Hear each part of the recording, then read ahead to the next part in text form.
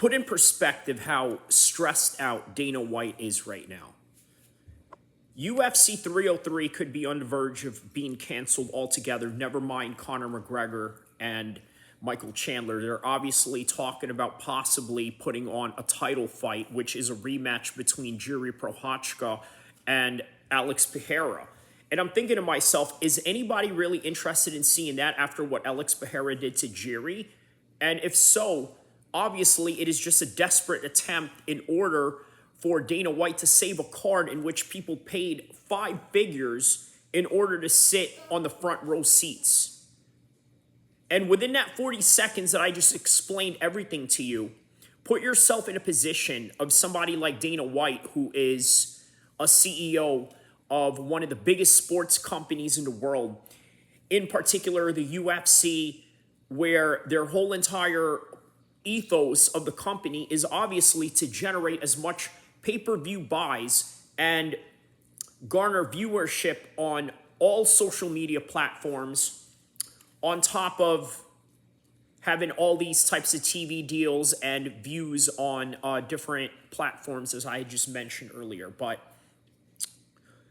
Dana White right now has to contend with all these things, and knowing that one of the biggest shows, which, by the way, garnered already one of the biggest gates ever in the history of the UFC, now down into shambles based on the fact that Dana White has to make a replacement for Conor McGregor's return, which was against Michael Chandler, or probably still is against Michael Chandler. But again, nobody knows.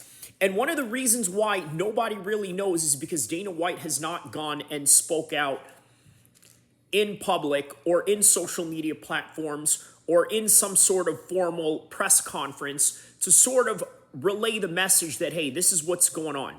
The problem is you have a card that is so huge and already prepaid to its highest full maximum order.